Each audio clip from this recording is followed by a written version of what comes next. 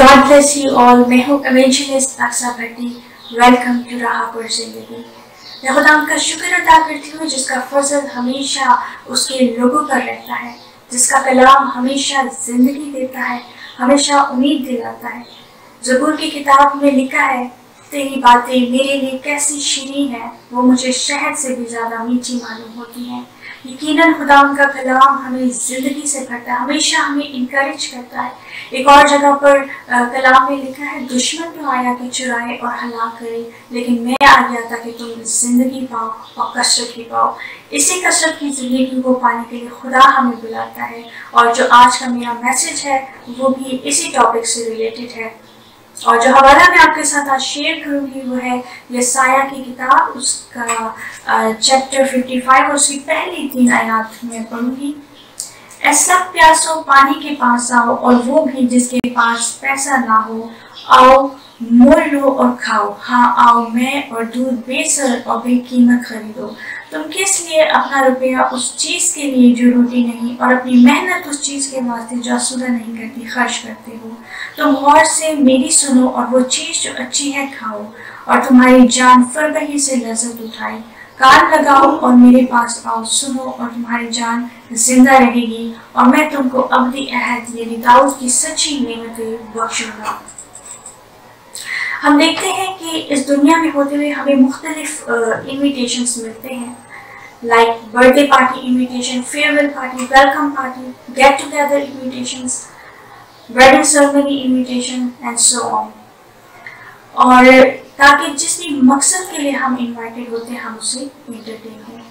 यहाँ पर भी एक ऐसे इनविटेशन की बात हो रही है, बट मैं कहूँगी द इनविटेशन की बात हो रही है, क्योंकि ये बड़ा खास इनविटेशन है।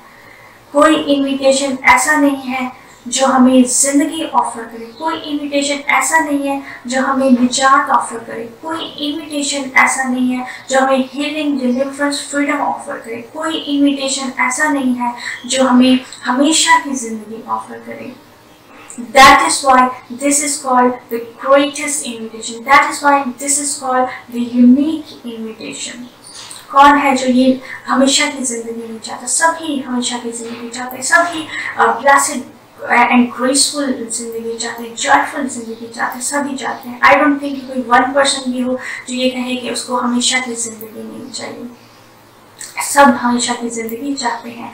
सो ऐसा प्यासो पानी के पास आओ, यानी कि ऐसा प्यासो, ये जो इन्विटेशन है ये सभी के लिए, ये एक यूनिवर्सल इन्विटेशन है जो सभी के लिए, क्योंकि मैंने पहले भी कहा कि सभी हमेशा की जिंदगी चाहते हैं, सभी कसरत की जिंदगी चाहते हैं, इसीलिए ये इनविटेशन भी सबके लिए है। ऐसा प्यासो पानी के पास आओ।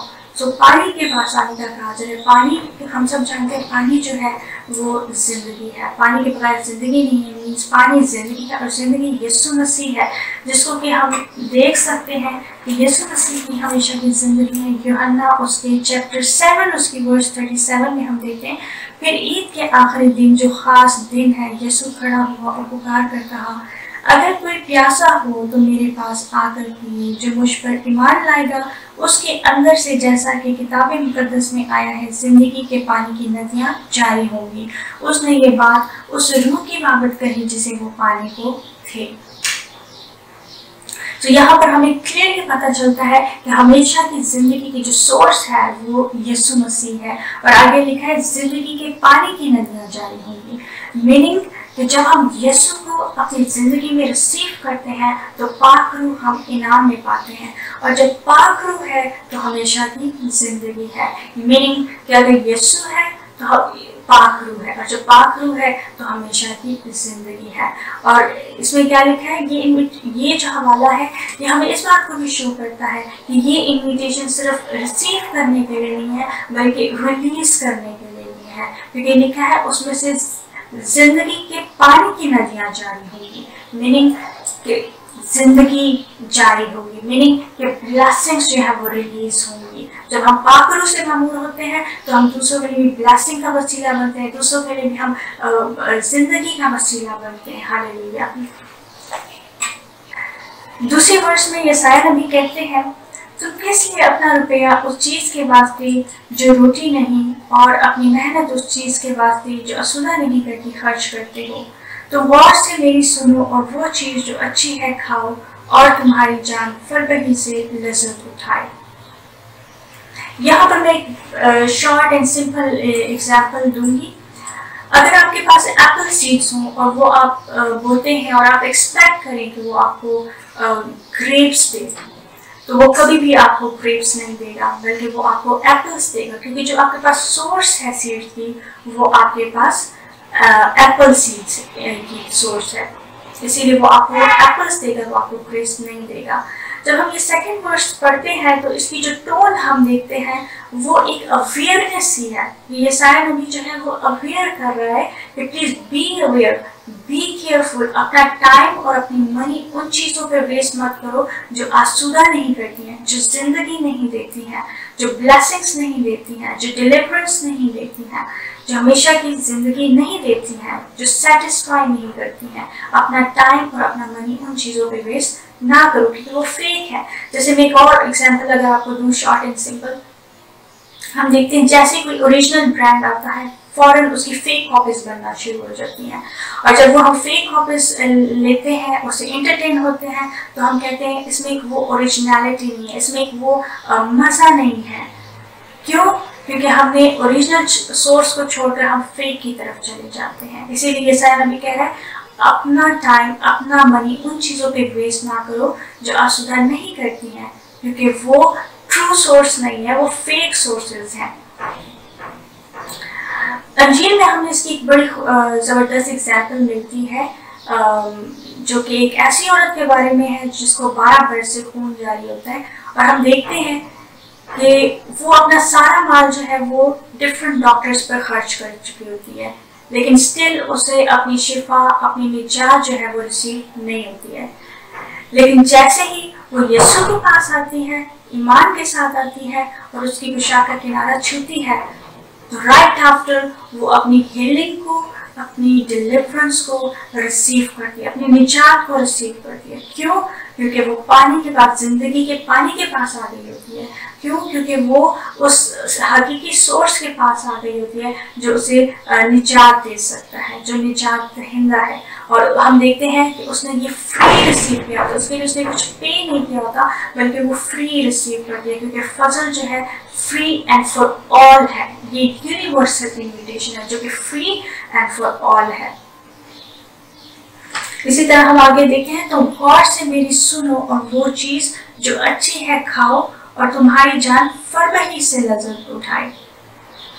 मीनिंग कि ट्रू सोर्स के पास आओ, और ट्रू सोर्स क्या है? वो यीशु मसीह है, क्योंकि यूहन्ना की अंजील में यीशु ने खुद कहा है कि जिंदगी की रोटी मैं हूँ। जब हम अपनी जिंदगियों को इस जिंदगी की रोटी से भरते हैं, इस जिंदगी की रोटी से अपने आप को मामूर करते हैं, तो हम पाक रूह से मामूर होते चले जाते हैं। और जब पाक रूह की मामूरी हमारी जिंदगी में होती है तो हमारी जिंदगी भी कसरत की होती है, हमारी जिंदगी भी ब्लेस्ड होती है, ग्रेसफुल होती है, हमारी जिंदगी डिसअपॉइंटेड एंड डिस्करेज फिर नहीं होती है। क्योंकि जब खुदा का कलाम हमारी जिंदगी में होगा तो हमारी जिंदगियाँ डिस्करेज नहीं होंगी, हमारी जिंदगियाँ जो है वो डिसअपॉइंटेड नहीं होंगी, क्योंकि कलाम में लिखा है तो आदमी सिर्फ रोटी ही से जीता नहीं रहेगा, बल्कि हर उस बात से जो खुदा के मुंह से निकलती है जिंदा रहेगा। सो खुदा का कलाम जो है वो हमें उम्मीद दिलाता है, वो हमें जिंदगी देता है। खुदा का कलाम जो है वो हमें इनकरेज करता है। मुझे याद है कि जब मैं अपनी टीन एज में थी तो मैं वर्ल्ड विजडम कोर्स की तरफ बहुत ज़्यादा अट्रैक्ट होती थी। मेरे पास एक डायरी थी जो कि वर्ल्ड विजडम कोर्स से जो है वो भरी हुई थी। तब मैं बाइबल तो पढ़ती थी, लेकिन ज़्यादा इसके क्लोज नहीं थी, इसके साथ एक रिलेशनशिप नहीं था। लेकिन जब मैं इस बाइबल के क्लोज हुई, इसके साथ एक रिलेशनशिप हुआ, तो मुझे पता चला कि बाइबल जो है बहुत सारी ऐसी दुनियावी हिकमत है जिसे फेल करती है, जिसे रॉन्ग प्रूफ करती है। और मुझे अभी भी याद है एक बड़ी मशहूर मिसल है, nature can not be change, और ये एक वर्ल्ड विजडम है। लेकिन जब हम बाइबल में देखते हैं, बाइबल पढ़ते हैं, तो हमें पता चलता है कि यीशु का जो सबसे पहला मोज़ा था, जो उसने कनान गलील में शादी के मौका पर किया था, वो उसने पानी को मैल में तब्दील किया था। तो हम देखते हैं कि उसने पानी की नेचर को कम्प्लीटली जो है वो मैं में तब्दील कर दिया, पानी की नेचर को चेंज किया था। जो फार्मेसी से रिलेटेड या केमिस्ट्री से रिलेटेड देख रहे होंगे उनको ज़्यादा जल्दी समझ आ जाएगी कि पानी का फार्मूला जो है वो कम्प्लीटली डिफरेंट है ग्रेप जूस के फार्मूला से। तो यानी यीशु ने जो है नेचर तब्दील की थी, पानी की नेचर को मैं की नेचर में तब्दील कर दिया था। सो जब हम पढ़ते हैं कि nature can not be change, तो ये हमें डिस्करेज करते हैं, हमें जिंदगी नहीं देता है। लेकिन जब हम पढ़ते हैं nothing is impossible with God, क्योंकि कलाम में लिखे खुदा के लिए कुछ भी नामुमकिन नहीं है, तो ये हमें एक जिंदगी देता है, ये हमें इनकरेज करता है, ये हमें एक उम्मीद देता है। इसी तरह वर्स 3 में हम देखते हैं यशायाह नबी कहते हैं, कान लगाओ और मेरे पास आओ, सुनो और तुम्हारी जान जिंदा रहेगी और मैं तुमको अब्दी अहद यानी दाऊद की सच्ची नेमतें बख्शूंगा। यहाँ पर दाऊद की जो सच्ची नेमतें हैं वो बेसिकली यीशु की तरफ इशारा करती हैं, क्योंकि यीशु मसीह जो है वो दाऊद की नस्ल से इस जमीन पर आया। यीशु मसीह ही बादशाह है, वो तख्त नशीन है और अब्दुल्लाबाद बादशाही भी यीशु ही की है।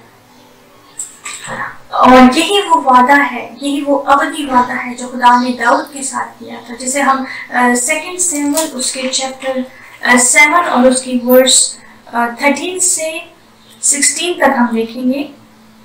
वही मेरे नाम का एक घर बनाएगा और मैं उसकी सल्तनत का तख्त हमेशा के लिए कायम करूंगा और मैं उसका बाप होऊंगा और वो मेरा बेटा होगा।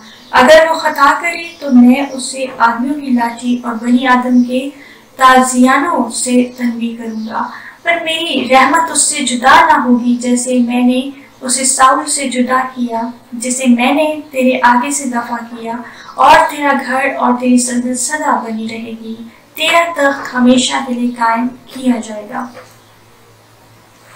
तो यहाँ पर हम देखते हैं कि वो वादा है जो खुदा ने दाऊद के साथ किया था, और यीशु ही जो है वो दाऊद के नस्ल से आया और तख्तनशीन है, बादशाही करता है, और अब्दुल्लाबाद बादशाही भी उसी की है। और लिखा है, पर मेरी रहमत उससे जुदा ना होगी, जैसे मैंने उसे साउल से जुदा किया, जिसे मैंने तेरे आगे से दफा किया। ये देखिए, ये उस रहमत की बात हो रही है, उस ब्लेसिंग, उस फजल की बात हो रही है जो ना खत्म होने वाली है।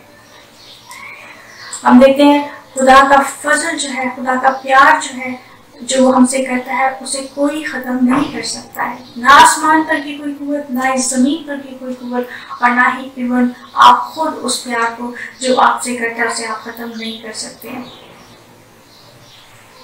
और यीशु मसीह ही वो जरिया है, वो वसीला है, जिसके वसीला से हम खुदा के वादों में शामिल हो सकते हैं, खुदा की ब्लेसिंग्स में जो है वो शामिल हो सकते हैं, हमेशा की जिंदगी में शामिल होते हैं। अगर यीशु मसीह नहीं है हमारी जिंदगी में, तो ना हमारे पास हमेशा की जिंदगी है, ना हम उसके वादों में शामिल हैं, और ना हम उसकी ब्लेसिंग्स को एंजॉय कर सकते हैं। सो अब ये वक्त है ये जानने का कि क्या जिंदगी को पाने के लिए हमारी सोर्सेज जो है वो जिंदगी है या फेक सोर्सेज बनाई गई हैं। क्योंकि इंसान की किताब में लिखा है, ऐसी राहें भी हैं जो हमें सीधी मालूम होती हैं, लेकिन उसकी इंतहा में मौत की राहें हैं। जितने भी इस प्रोग्राम को वॉच करते हैं, मैं दुआ करती हूँ खुदा के फजल को कसरत से रिसीव करें, क्योंकि ये खुदा का फजल है जिससे हम निजात पाते हैं, खुदा का फजल है जिससे हम मुफ्त में रास ठहराए जाते हैं, ये खुदा का फजल है जिससे हम बरकत पर बरकत पाते हैं। आई होप कि आपने इस खूबसूरत मैसेज से बरकत पाई होगी। So keep watching divine faith TV and be blessed. Jesus love you. शलोम।